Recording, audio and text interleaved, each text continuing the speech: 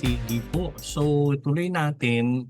Um, nasa ano, may Bible study series kasi na sinusunod. We started two Thursdays ago, 2 weeks ago. Yun nga yung Rhythms of Grace.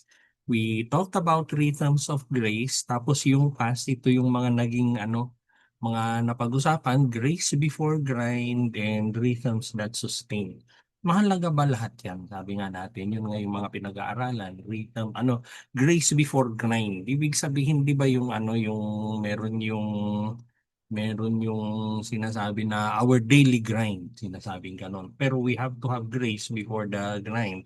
Ano ba yung mga pinag-usapan? Ayun, yung una, yung grace before grind, yun yung first kasi, tapos ang pinag-usapan kasi yan. And yung foundation of everything na pinag-usapan natin dito sa series is that Jesus lives in you. Unless malinaw po lahat sa atin yon that Jesus lives in you, why, how, pinag-usapan natin nun, hindi natin maiintindihan ang grace. Pero yan nga. Tapos kung na-miss nyo yung mga Bible studies, any of which yung mga nasa screen natin, sabi ko nga nasa YouTube yan, excluding anything personal anymore. Yung Rhythms of Grace na Bible study natin, 4 parts yan. So this week, we are on our third part.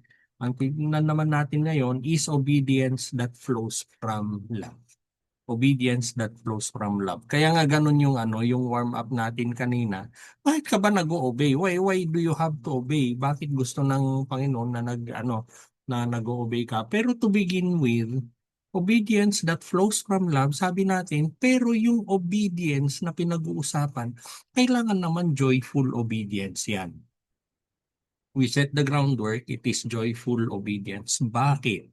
Kasi pwede ka namang we know na meron yung mga nag-o-obey not only to God, kung minsan dun to authorities above them or yung mga parents nila. Ano yung obedience na nagmamaktol, obedience na galit, obedience na napilitan. Sige na, susunod na nga ako sa iyo. Mga ganun na na mga usapan. So, we are talking about obedience, joyful obedience. Hindi pinilit, hindi galit, hindi there has to be joy in that obedience. So, sabi nga natin, narinig ko naman dun sa warm up kanina, obedience is the fruit of love. Pero pag sinabing fruit of love, that is what it is. What is it not? Obedience is the fruit of love. Obedience is not the fruit of fear. Hindi ka nag-o-obey dahil takot ka. So, even at this point, pwede nating tanungin yung mga sarili natin, ba't ba ako nag-o-obey? Am I obeying to avoid disappointing God?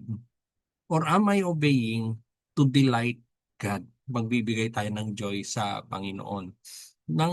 Yung last na session kasi natin, last week, pinag-usapan yung rhythms that sustain us. Rhythms that sustain us. When we talk about grace, grace is a rhythm. Kasi hindi ito yung mangyayari minsan lang tapos na.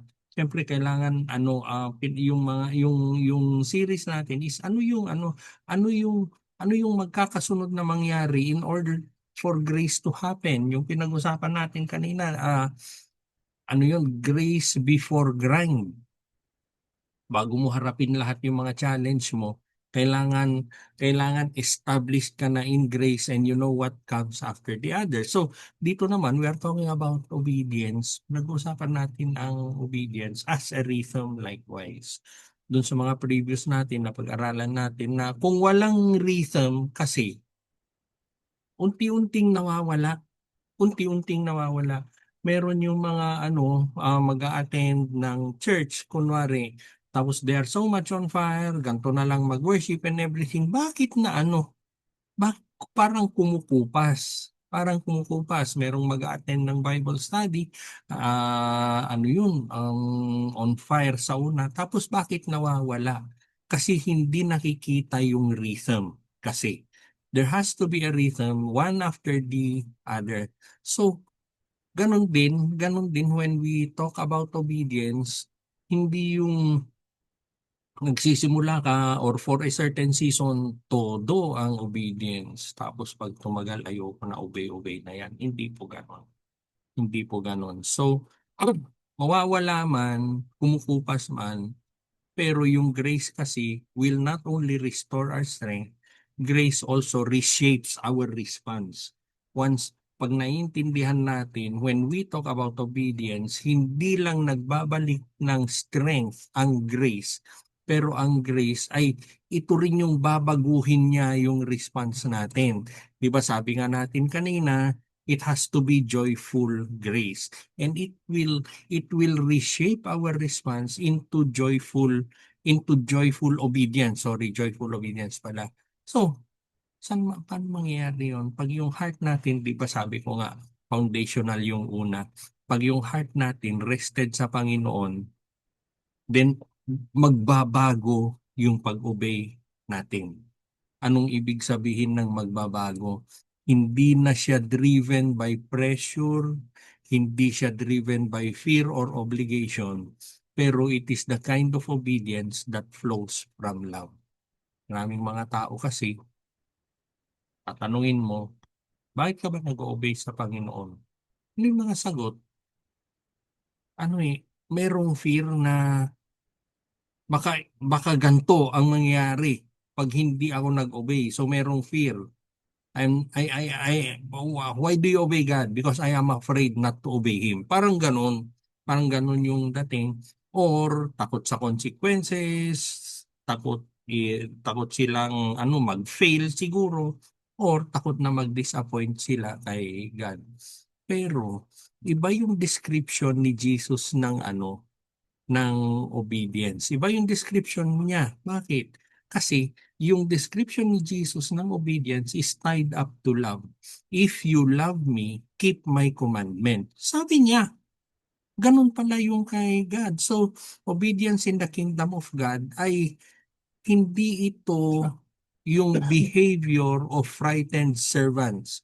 Alam niyo yung you work for an organization, you work for people, you obey. Bakit? Kasi takot ka eh. Kasi takot ka. Nung nasa corporate kami ni Tita Do, meron tayong nun, di ba, yung code of conduct. Merong may manual, code of conduct, sabi sa amin. Pero pag binasa mo yun, code of suspension yun eh. Kasi ang pag binasa mo, if you do not do this, you will be suspended X days, X months. Ganun. Ganun. So, parang code of suspension. So, para kang, you're actually a servant pag nagtatrabaho ka doon. So, yung obedience mo is a behavior of a frightened servant. Ayokong masuspindi, ayokong mabawasan ng yung sweldo ko, ayokong ma-demote. Frightened servants. Pero yung definition ni Jesus Christ, obedience in the kingdom of God is a response of children who are loved by Him. We obey kasi mahal tayo ng Panginoon, and yung obedience ay response natin dun sa pagmamahal na yon. Even at this point, it would be good for us to think na, bakit nga pa ako nag-obey kay God? Bakit ako nag-obey sa Kanya? Is it my response to the love that He is giving me? Pag yung heart natin ay secure sa Panginoon, then obedience becomes joy. So, ngayong hapon, hindi after saying all of that, hindi natin tatanungin, hindi natin sasagutin yung tanong na, o sige, given lahat yan, it is a response of love children. So anong kailangan kong gawin? Yun yung normal na tanong eh. Pero ang tatanungin at sasagutin natin ngayong hapon ay anong klaseng relationship ang meron tayo, ang kailangan na meron tayo that will produce obedience that will delight God. Anong klaseng relationship yun? Anong klaseng relationship yun? Unang-una is, yun? Love is the root of obedience. Kailangan ma-establish natin to. So, hindi siya fear of consequences, hindi siya fear of disappointing God, and we will see bakit ganon mamaya. Hindi siya fear of losing something. or anything na ano yun, may consequences na hindi maganda sa akin, parang ganon. Yung John 14:15, binanggit ko na kanina, if you love me, you will keep my command, sabi niya.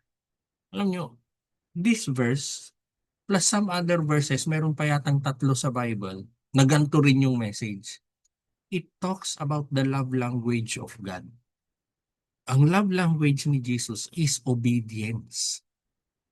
Whenever we obey, ang interpretation ni God doon, interpretation ni Jesus doon ay dahil mahal niya ako. Nag-o-obey ang anak ko dahil mahal niya ako. Look at yung scripture. If you love me, you will keep my commandments. Hindi niya sinabi na if you fear me. Hindi niya sinabi yun. Hindi takot. Wala po. If you fear me, obey me. Hindi. Sabi niya, if you love me. So, if you love me, dahil nagsisimula sa love, obedience sa buhay ng isang Kristiyano ay nagsisimula sa isang relationship. What would that mean? You will choose not to obey if you do not have a relationship with God. If you do have a relationship, then obedience should always happen. It should always happen kasi it is in that relationship that you express love, and to express that love ay through obedience. Ganun po. Ganun po yun. So unang-una, kailangan ng relationship mo. God.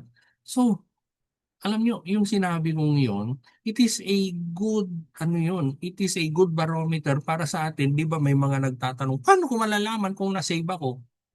Ano yun, magdadasal lang ba ako? Save na ako? Ganon yung mga tanong eh. Oo. Paano mo malalaman kung save ka na? Ang una mong kailangan malaman ay kung may relationship ka sa Panginoon.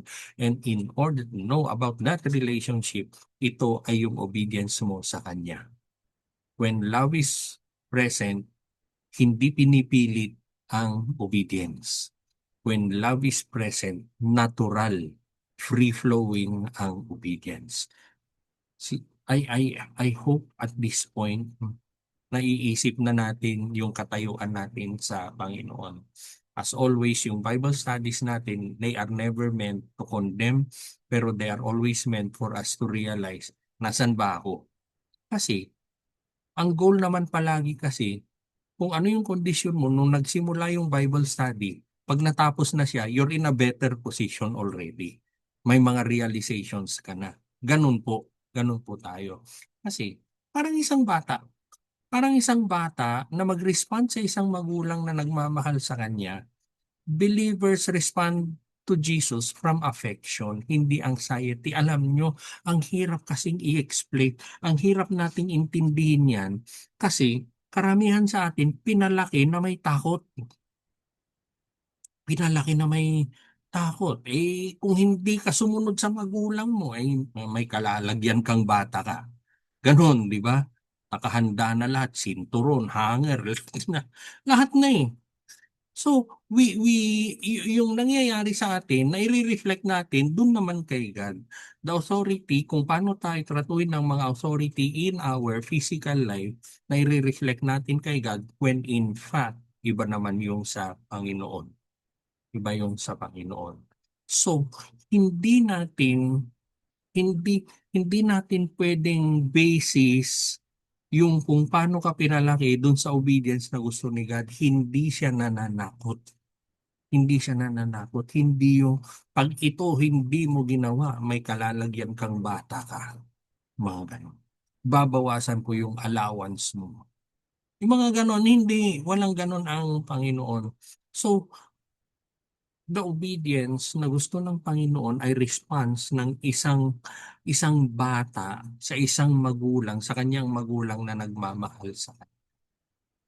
Ibig sabihin, it is a response drawn from affection, hindi anxiety, walang takot. Hindi natin susukatin ang obedience by intensity alone. Alam nyo, kaya ko sinabi yon. Sometimes we see people na kakaiba yung obedience nila sa Panginoon. Kakaiba talaga. Hindi natin mamaliitin yon, hindi natin huhusgahan. Minsan, hindi nga ako minsan, lagi pag nakakita ka ng ganun, hahanga ka talaga. Hahanga ka to the point na gusto ko ganun din ako sa Panginoon. Intensity is one thing, pero intensity ay hindi lang yun yung sukatan. Ang napakahalagang sukatan ay bakit nila ginagawa yon. Ano yung driving force from within the person kaya siya nag-o-obey? And ask yourself, what is that driving force within me na that is driving me to obey God? Kasi fear will produce pressure. Baka nag-o-obey, ganun na lang ka-intense yung obedience niya kasi may takot. Kasi, kasi merong takot. Si Tita Do, tsaka ako, marami na kaming nakita, yung biglang magbabago yung buhay niya, ang bait-bait. Ang bait-bait, biglang nagbago, magtataka ka. Ngayon pala, merong may sakit sa pamilya nila. So, parang nakikipag-trade off sila kay God. Magpapakabait ako pero pagalingin mo lang yung may sakit sa pamilya ko. Parang ganon. Iba yung ano, yun yung driving force nila. Yun yung driving force nila. And I hope hindi po tayo ganon. And I hope it would be clear para sa atin ngayong hapon na hindi yun yung driving force natin. Ano yung intensity is good, it is inspiring, yes. Pero what is behind that intensity, yun yung sinasabi ko lang. Kasi sabi ko nga kanina, fear will produce pressure and love will produce willingness.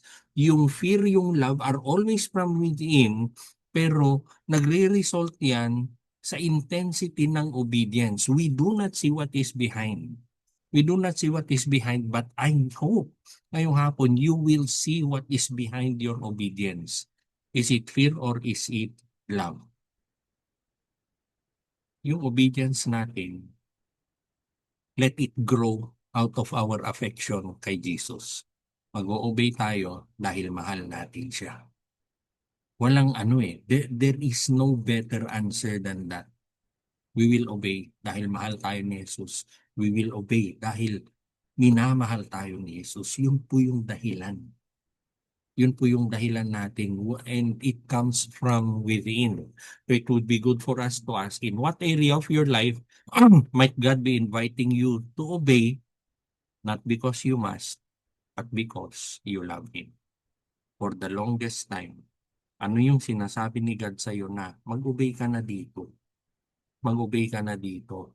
Minsan tayo nagdadahilan Lord, hindi pa kaya, Lord, tsaka na yan, Lord, ano yan, dami nating dahilan. Instead of giving all of those reasons, ang mangibabaw na lang sana, Lord, mag-o-obey ako. Bakit? Kasi mahal mo ako eh. Lord, mag-o-obey ako. Bakit? Kasi mahal kita, Lord. Walang ibang dahilan.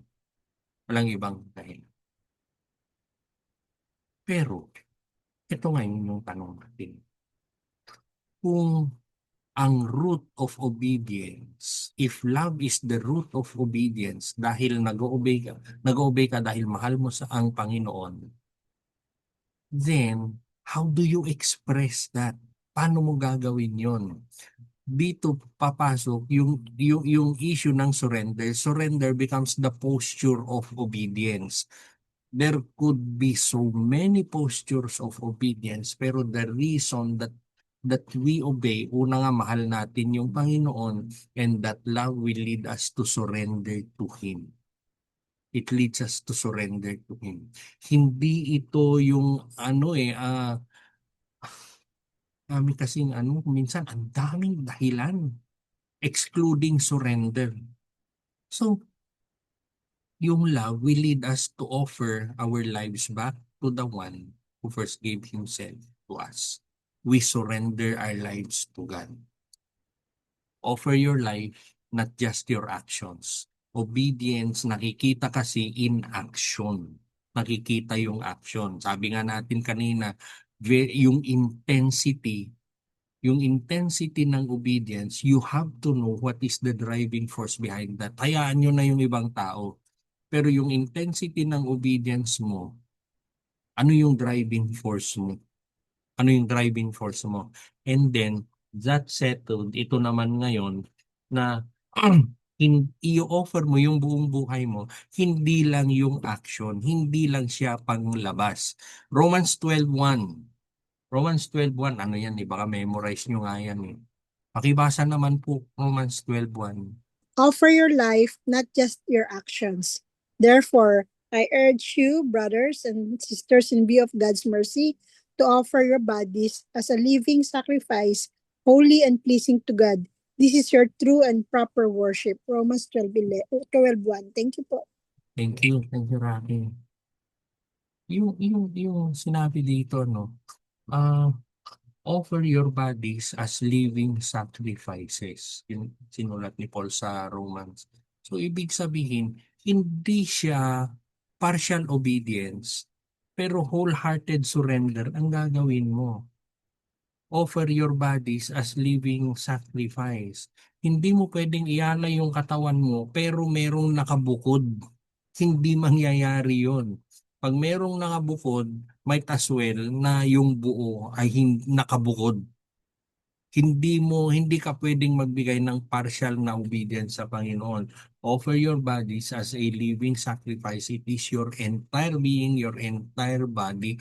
Obedience ay hindi lang sa panahon ng mga na kailangan mong mag-decide. Di ba ganun yung ah, hindi siguro first time natin marinig na ah, ano na yun, puspusin mo yung sarili mo ng salita ng Panginoon, ng aral ng Panginoon, para pagdating sa point na magde-decide ka, nandun yung Word of God. We have heard that so many times and there's nothing wrong. There is nothing wrong with that. Pero sabi ka natin dito, look at yung scripture natin in view of God's mercy, offer your bodies as a living sacrifice. Offer your bodies, the entire you, as a living sacrifice. Anong ibig sabihin nun? Yung obedience mo ay hindi lang dun sa time and point of decision, pero ito na yung orientation ng buhay mo. Ito yung direksyon ng buhay mo. Na pag meron ng point of decision, wala ka ng hindi mo natitimbangin. Hindi na. Hindi na. Ito yung sinabi ni God, ito yung tama doon. Wala nang, alam niyo kung minsan meron pang merong, sino na nga ba yung tita doon, pinakita pa sa atin, ito yung pros and cons, sinimbang niya eh.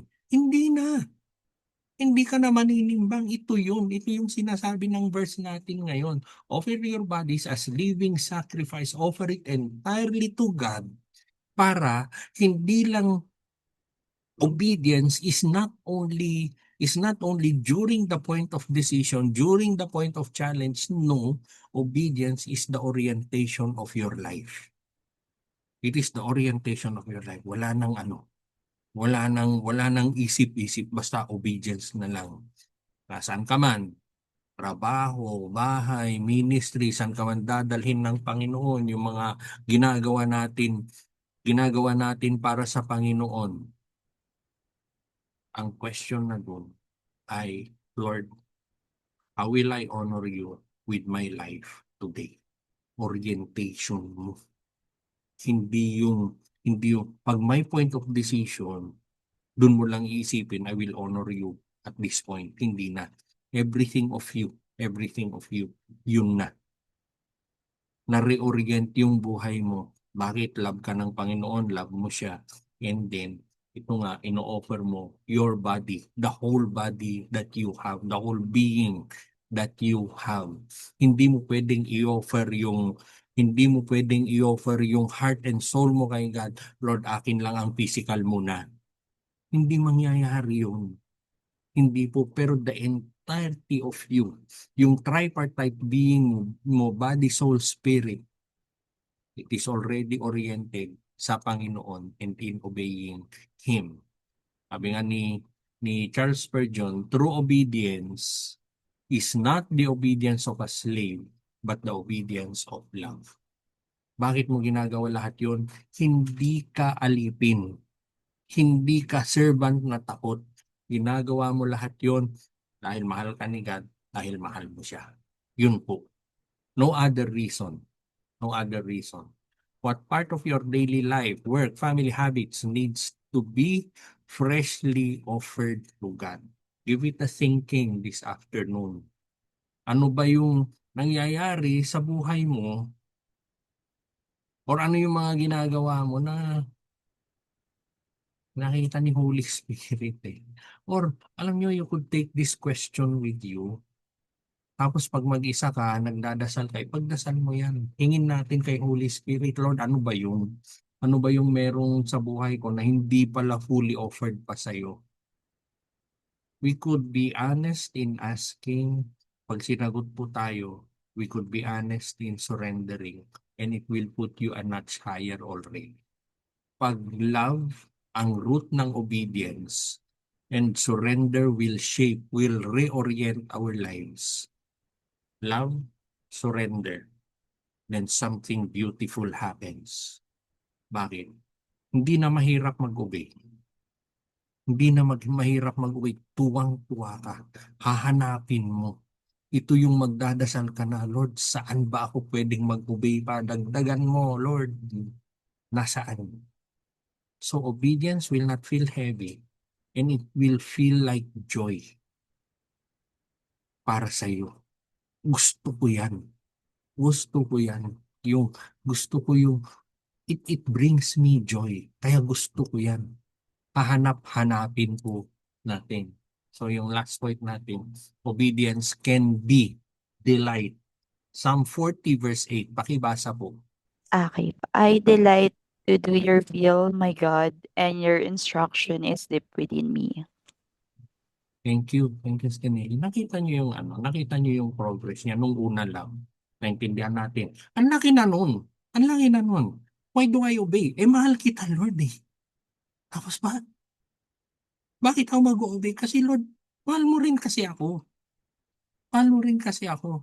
Tapos yung next point natin, hindi lang siya points of obedience, pero redirected na yung buhay mo into obedience and loving God. And then once that you are there, we bring it again, a notch higher obedience can be delight. It can be delight. Ang galing nung nagsulat nung Psalm, I delight to do your will. Yun ang joy ng buhay ko. Yun ang joy ng buhay ko. Hindi kung saan-saan nanggagaling yung joy na yan. I even will not dare define what will bring me joy. Pero ang magbibigay ng joy sa akin ay yung mag-obey ako sa iyo. At taas na. It started with love. Tapos in-offer mo na redirect ka. Ngayon naman, ito na yung delight ko. Yung delight ko. Ito yung magbibigay ng joy sa akin. And anything that gives you joy, gusto mong gawin ng gawin. So, yung obedience is not merely tolerated, it becomes joyful. Kaya nga sabi natin nung una, joyful obedience na yan. Hindi tayo tatalon from telling na kailangan joyful obedience without first establishing yung love and then yung i-offer mo yung entire being mo sa Kanya. Then when you do that, nangyayari ang joyful obedience, hindi mo pinipilit. Nangyayari ito when yung heart natin will trust in the goodness of God. Nagtitiwala ka sa kabaitan ng Panginoon sa atin. Pag naniniwala tayo na yung will ng Panginoon is always loving and it is always wise, obedience no longer feels like loss. Hindi ito, siguro narinig naman natin lahat yung ayoko maging Christian, sabi nila. Bakit? Daming bawal.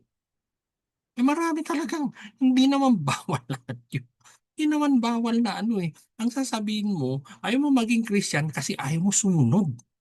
Ang gusto mo sundin mo yung sarili mo. So, yung ganun na reasoning will define obedience as a loss. Hindi ko na magagawa yung mga dati kong ginagawa. Kawalan sa akin yan. Hindi po. Hindi po. Pero, I will give you another word this afternoon. Sabi natin kanina, love, di ba? Nagsimula sa love. Yung obedience natin ay bunga ng mutual love between us and Jesus Christ. Tapos, in-offer mo yung buong sarili mo. So, it is a living sacrifice. It is an offering. I will give you another word tonight, this afternoon, kung bakit ka mag-obey. Kasi, tingnan natin kanina, pag nagtitiwala ka sa kabaitan ng Panginoon, and pag naniniwala ka, nananampalataya ka, na yung will ng Panginoon is loving and wise. Yung obedience ay hindi nakawalan, pero yung obedience is alignment with God. It is your heart beating in time with the heart of God. Iisang frequency na kayo ng Panginoon. Iisa na lang, nagkakaintindihan. Gusto ko yan. Ang gulo ng mundo, pero gusto ko pa rin si God. Kaya kong dumiskarte, pero gusto ko yung will mo. Nandun ka na sa point na yon. Let me quote to you si John Piper. Siguro narinig nyo na to. God is most glorified in us when we are most satisfied in Him. When we find our joy in God. Finding our joy in God. Finding our joy in obeying Him. We glorify Him. So, yung obedience at this point, na-align ka na kay God, nagiging delight na yan pag nagtitiwala ka sa karakter ng Panginoon. Kasi once na ganun ka kay Lord, unti-unti niya ring nire-reveal yung karakter niya sa atin.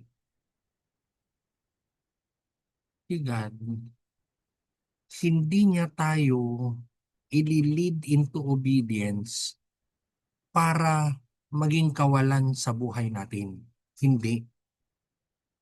Many will anong tawag doon, will interpret obedience na kawalan sa akin yan, kaya ayoko mag-obey. Yung mga dati kong ginagawa hindi ko na magagawa. Hindi po, hindi siya kawalan, pero sabi nga natin kanina, it is alignment with God and His goodness.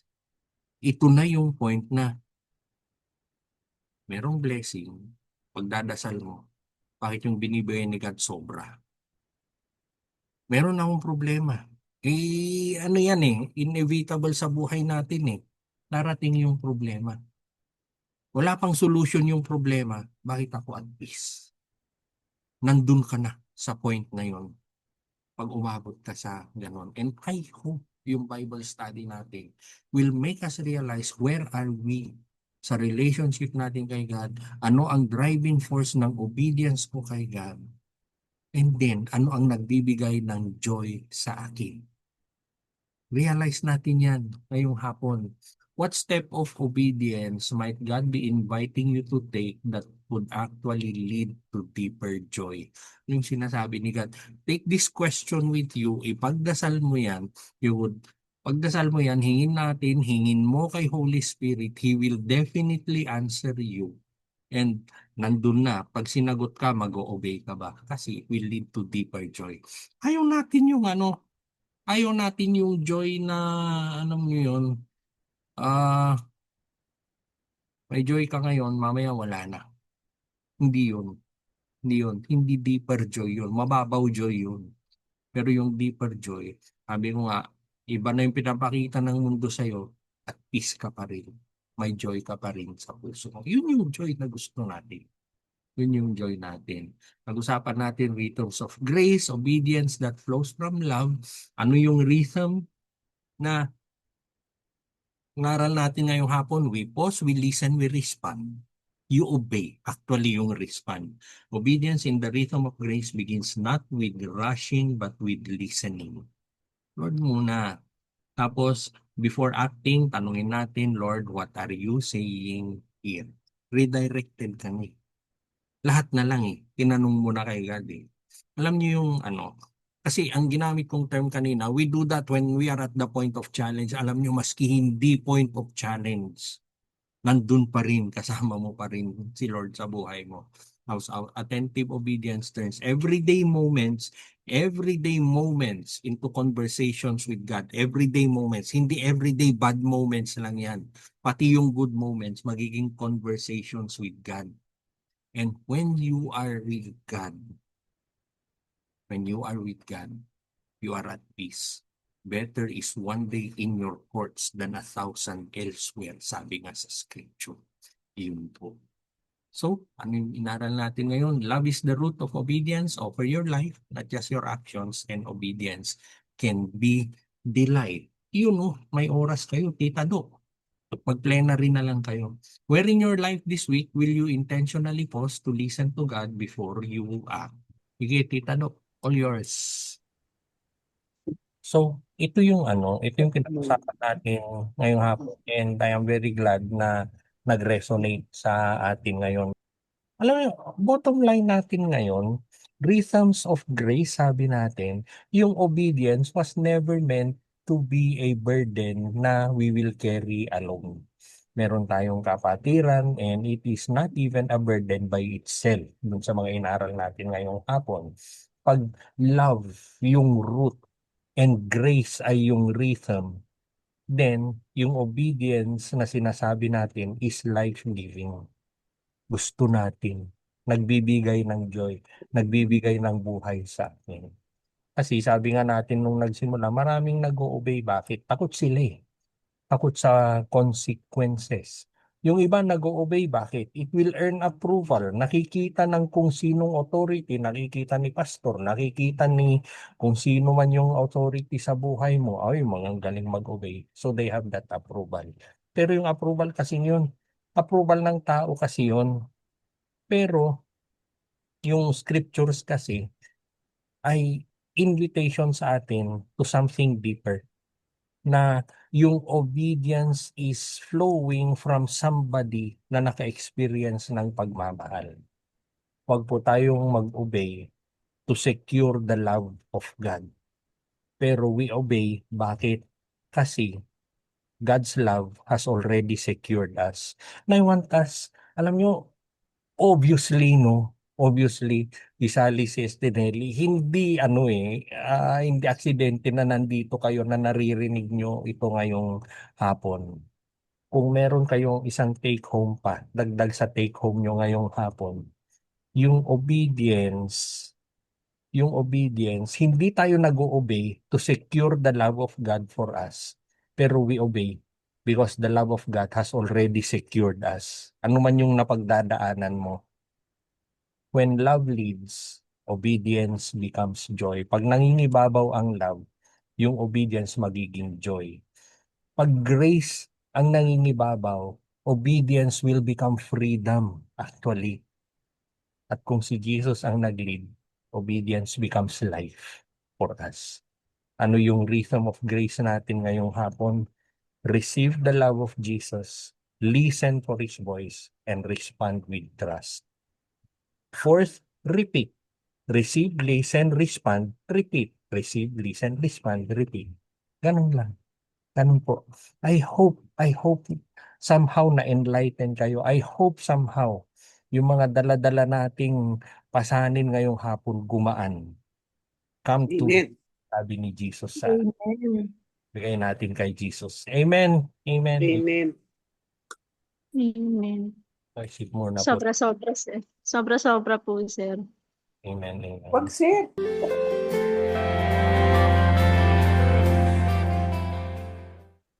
Lord, we thank you, Panginoon. Wala pong ibang nangusap sa amin kung hindi po kayo, Panginoon.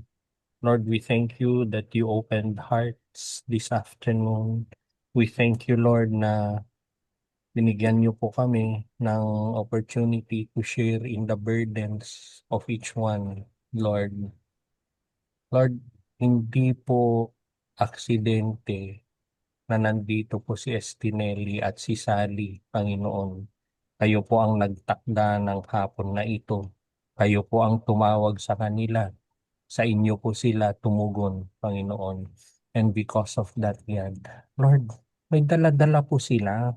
Meron po silang dala-dalang bigat sa kanilang puso, Panginoon. But I pray, Lord, that somehow this afternoon napagaan niyo po kung ano po yung mga dala-dala nila, Panginoon. Give them hearts of surrender, Lord.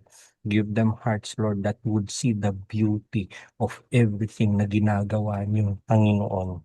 Lord, ano man po yung mga napagdaanan nila, Lord, let this be a new day for them, Lord. Lord, even this afternoon, every curse, every word na nabanggit nila or narinig nila na nag-condemn sa kanila, Panginoon, in the name of Jesus, I put an end to these words this afternoon, Panginoon. Lord, in the name of Jesus, I speak freedom para sa kanila, Panginoon.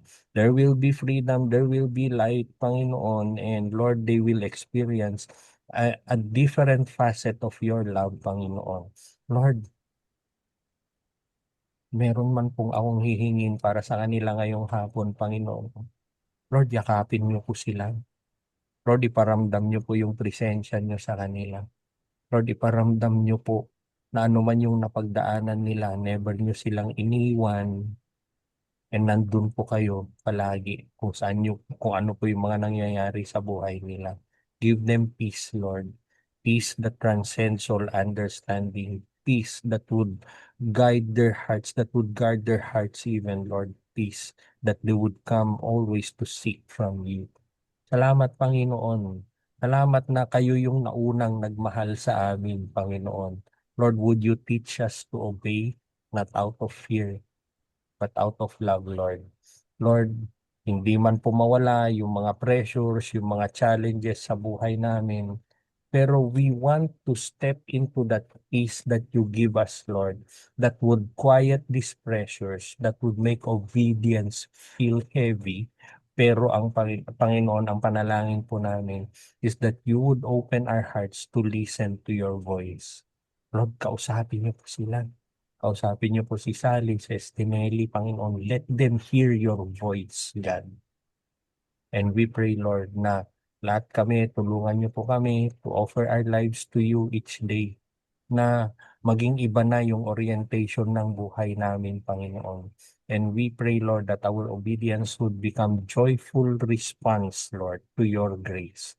Lead us, guide us, shape us by your Spirit, Lord.